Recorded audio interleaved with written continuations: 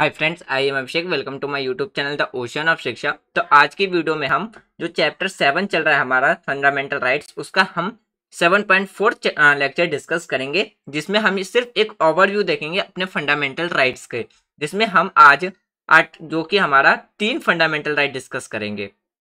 उसके बाद जो बाकी के जो 3 फंडामेंटल राइट्स रह जाएंगे वो हम डिस्कस करेंगे 7 यानी कि 7.5 लेक्चर, मतलब 7.5 लेक्चर में। तो चलिए स्टार्ट करते हैं हम अपना आज का डिस्कशन।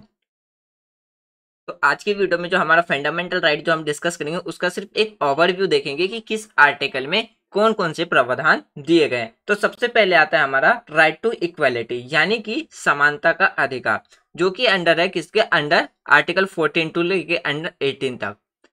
तो आर्टिकल 14 में किस बात पे समानता दिया गया है, तो equality before law and equal protection of law, यानी कि कानून के समक्ष सभी आदमियों को, हर एक नागरिक को क्या माना जाएगा, समान माना जाएगा, और कानून के समक्ष सभी व्यक्ति को एक समान पे क्या दिया जाएगा, तो प्रोटेक्शन दिया जाएगा। ये है अंडर आर्टिकल 14 में। आर्टिकल 15 में क्या कहा गया है, यानी कि prohibitions of discrimination on grounds of elections, race, caste, sex और प्लेस ऑफ बर्थ, यानी कि धर्म, जाति, लिंग या जन्म के स्थान के आधार पर क्या है, तो भेदभाव नहीं किया जाएगा। ये अंडर आर्टिकल 15 में बात कही गई है। आर्टिकल 16 में क्या कहा गया है, equality of the opportunity in matter of public employment, यानी कि जितने भी जो गवर्नमेंट सेक्टर की जो जॉब है या जिसे हम पब्लिक एम्प्लॉयमेंट कहते हैं, उसमें हर एक आदमी को, हर एक पर्सन को, हर एक सिटीजन को क्या रहेगा, एक इक्वल अपॉर्चुनिटी रहेगा, यानी कि सबको एक समान अवसर का अधिकार रहेगा। ये बात कही गई है आर्टिकल 16 में।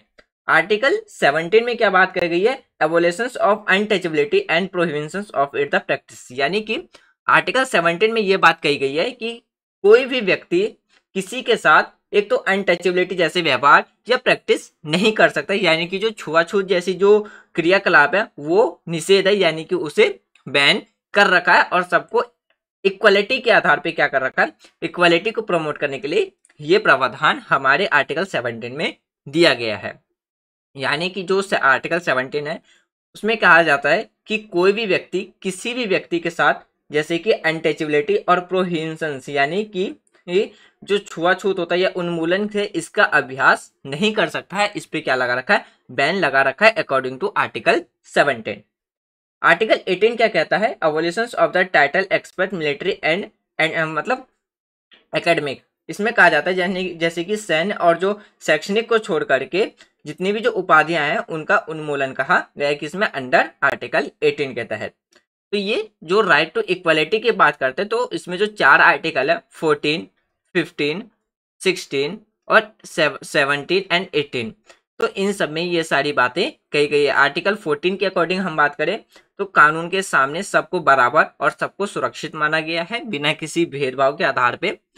आर्टिकल 15 के according religion, caste, race, sex and place of birth के आधार पर कोई भी व्यक्ति एक दूसरे के साथ डिस्क्रिमिनेशन नहीं कर सकता है। आर्टिकल 16 में क्या कहा गया, आर्टिकल 16 में कहा गया जितनी भी जो पब्लिक एम्प्लॉयमेंट है उसके लिए सबके पास एक समान अवसर रहेगा।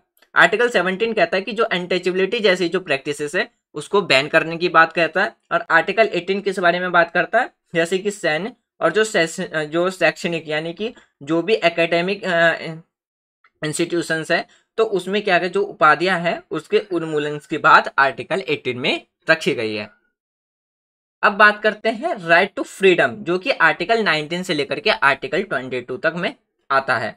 आर्टिकल 19 की बात करें तो इसमें क्या है, 6 राइट्स और दिए गए हैं, जैसे कि स्पीच एंड एक्सप्रेशन, यानी कि भाषण और अभिव्यक्ति। भाषण और अभिव्यक्ति का मतलब है वो स्वतंत्र पूर्वक से क्या है, अपनी बात को रख सकता है पब्लिक के सामने। ये आता है हमारा आर्टिकल 19 में। दूसरा क्या है कि कोई हर एक व्यक्ति के पास क्या है, ये अधिकार है कि वो अपना सभा, यानी कि जो अपने ग्रुप्स हैं वो क्या कर सकता है, बना सकता है, बुला करके अपने जो स्पीचेस है, यानी कि जो अपनी भावनाएं हैं उसको क्या कर सकता है, वो ग्रुप यानी कि पब्लिक के बीच में एक्सप्रेस कर सकता है। संघ, यानी कि वो अपना ग्रुप बना सकता है, ग्रुप यानी कि अपना जो अगर हम बात करें तो ग्रुप बनाने की जो फ्रीडम उसके पास क्या है, एक स्वतंत्रता है, यानी कि कोई भी व्यक्ति अपना ग्रुप एक बना सकता है। फिर शांतिपूर्ण आंदोलन करने का भी अधिकार हमें किस में मिलता है, तो आर्टिकल 19 में मिलता है। आर्टिकल 19 जो है, जब हमारी कंट्री में नेशनल इमरजेंसी इंप्लीमेंट होता है तो इस कंडीशंस में जो आर्टिकल 19 है वो क्या होता है, सस्पेंड हो जाता है, जिसमें कि हमारा क्या है, आंदोलन से रिलेटेड है। ये सारी चीजें क्या है, इमरजेंसी की ड्यूरेशंस पे सस्पेंड कर दिया जाता है नेशनल इमरजेंसी के टाइम पे। फिर क्या है, निवास, यानी कि कोई भी व्यक्ति किसी भी स्थान पर जाके वो स्वतंत्र रूप से क्या कर सकता है, अपने आप को निवास कर सकता है। जैसे कि एग्जाम्पल के तौर पे समझे, अगर कोई व्यक्ति जम्मू कश्मीर का है, कोई व्यक्ति यदि जम्मू कश्मीर का है तो वो तमिलनाडु में जाकर के भी वो क्या कर सकता है, आसानी से निवास कर सकता है। तो ये क्या है, ये किसके अंडर में आएगा, ये आर्टिकल 19 के तहत में ऐसा वो कर सकता है। उसके पास ये अधिकार है कि वो स्वतंत्र रूप से किसी भी राज्य में किसी भी जगह पे वो निवास कर सकता है। उसके बाद पेशा, यानी कि वो हर एक व्यक्ति के पास ये अधिकार है, जैसे कि वो अपने इच्छा अनुसार अपने मन चाहा काम वो कर सकता है। तो ये सारे अधिकार मिलते हैं हमें आर्टिकल 19 में। आर्टिकल 20 में क्या कहा जाता है, अपराधों के लिए जो दोष सिद्ध के संबंध में संरक्षण, यानी कि जो protections in respect of conventions for the offences, यानी कि जितने भी जो अपराध है, यानी कि जो अगर हम बात करें कि जो हमारे कन्वेंशंस हैं उसके लिए क्या है, हमें एक प्रोटेक्शंस की बात करता है, किसमें, आर्टिकल 19 में, सॉरी आर्टिकल 20 में बात इसकी कही गई है। आर्टिकल 21 क्या कहता है, protections of life and personal liberty, मतलब जो हमारा आर्टिकल 21 है ये सबसे ज्यादा इंपॉर्टेंट आर्टिकल माना जाता है। क्यों, क्योंकि इमरजेंसी की ड्यूरेशंस में आर्टिकल 20 और आर्टिकल 21 ये दो ऐसे फंडामेंटल राइट्स हैं जो सस्पेंड नहीं होते हैं। बाकी इमरजेंसी के ड्यूरेशंस में हमारे सारे के सारे फंडामेंटल राइट्स क्या हो जाते हैं, सस्पेंड हो जाते हैं। तो आर्टिकल 21 किस बारे में बात करता है, प्रोटेक्शन ऑफ लाइफ, यानी कि जीवन और अभिव्यक्ति की स्वतंत्रता की जो सुरक्षा है उसके बारे में बात करता है। आर्टिकल 21 ए किस बारे में बात करता है, राइट टू एलिमेंट्री एजुकेशन, यानी कि जो प्रारंभिक शिक्षा का अधिकार है उसकी बात करता है, जिसमें कि क्या है, गवर्नमेंट के द्वारा 6 साल से लेकर के 14 साल तक के बच्चों के लिए क्या है, निःशुल्क यानी कि फ्री एजुकेशन प्रोवाइड कराने की बात जो स्कीम स्टार्ट किया गया वो इसी आर्टिकल के तहत में रह करके ये स्कीम स्टार्ट किया गया था। जैसे कि अगर हम मिड डे मील की स्कीम की बात करें, वो इसलिए स्टार्ट किया गया था ताकि उसके जरिए कहीं ना कहीं हम एजुकेशन को प्रमोट कर सके, जो कि हमारा एक फंडामेंटल राइट है, किसके अंदर, तो आर्टिकल 21 ए के अंदर में आता है। आर्टिकल 22 क्या कहता है, आर्टिकल 22 कहता है protection against arrest and detention in central cases, यानी कि यदि जब किसी व्यक्ति को गिरफ्तार किया जाता है या नजरबंदी किया जाता है तो उसके खिलाफ में एक सुरक्षा का अधिकार मिलता है। उसके पास ये पूरा अधिकार है कि वो ये इस बात का सवाल कर सके कि उसे किस जुर्म में गिरफ्तार किया जा रहा है या नजरबंदी किया जा रहा है। इसके खिलाफ भी उनके पास क्या है, एक प्रोटेक्शन का अधिकार हमें देखने को मिलता है अंडर आर्टिकल 22 के तहत। अब बात करते हैं आर्टिकल 23 एंड 24 में।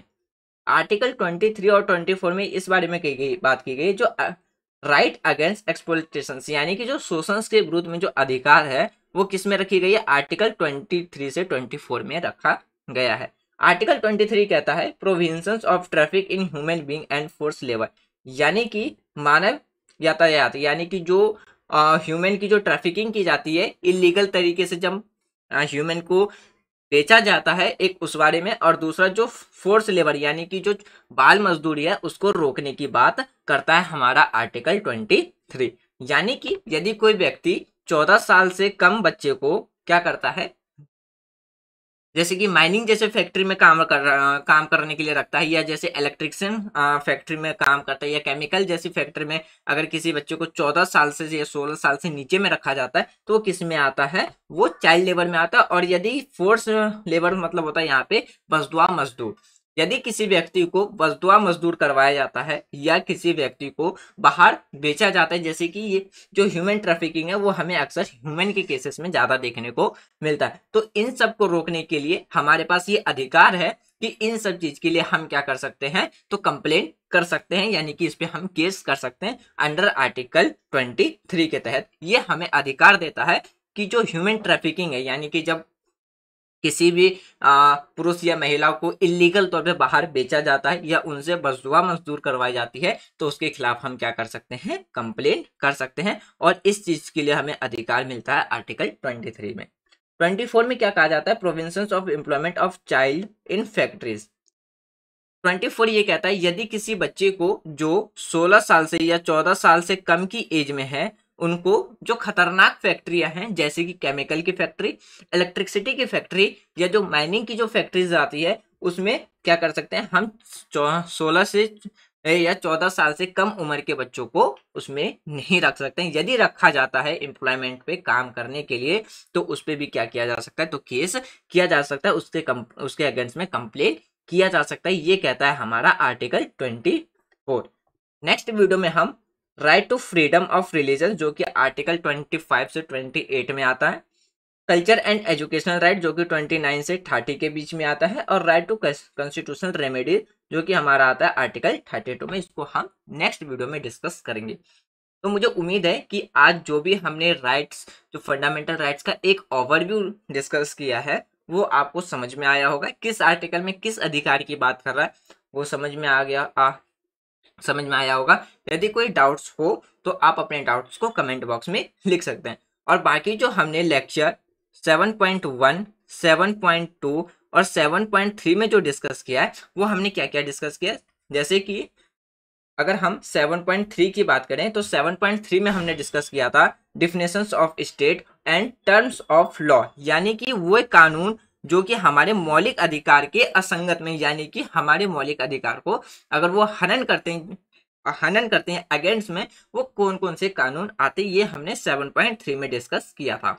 7.2 में हमने क्या डिस्कस किया था, फीचर्स ऑफ फंडामेंटल राइट्स, यानी कि हमारे संविधान में जो मौलिक अधिकार है उसको कैरेक्टराइज हमने डिस्कस किया था, यानी कि हमारे जो कॉन्स्टिट्यूशन है, हमारे जो फंडामेंटल राइट है उसको कौन गारंटेड करता है, तो हमारा कॉन्स्टिट्यूशन यानी कि हमारा संविधान के द्वारा इसे गारंटेड किया गया है। और इसकी विशेषता यानी कि जो इसके स्पेशल कैरेक्टराइज है उसको भी हमने डिस्कस किया था 7.2 लेक्चर में। और 7.1 में क्या डिस्कस किया था, 7.1 में हमने ये डिस्कस किया था कि जो फंडामेंटल राइट्स हैं वो है क्या, कहाँ से इंस्पायर हुआ है, हमारा फंडामेंटल राइट किस तरीके से एक जस्टिसेबल है। फिर हमने देखा था कि किस एक ओवरव्यू जो कंक्लूजन था वो हमने देखा था कि जो हमारे 6 फंडामेंटल राइट्स है वो किस किस आर्टिकल में है। फिर हमने ये भी डिस्कस किया था कि हमारा जो राइट टू प्रॉपर्टी है उसको किस कॉन्स्टिट्यूशन अमेंडमेंट में हटा करके उसे आर्टिकल 300A के तहत में क्या है, एक लीगल राइट्स बना दिया गया था। तो ये सारी चीजें हमने ऑलरेडी डिस्कस कर लिया है। यदि आपको वीडियो पसंद आ रहा हो तो आप वीडियो को लाइक कर सकते हैं, शेयर कर सकते हैं एंड चैनल को सब्सक्राइब कर सकते हैं। तो thanks for watching friends, take care, जय हिंद।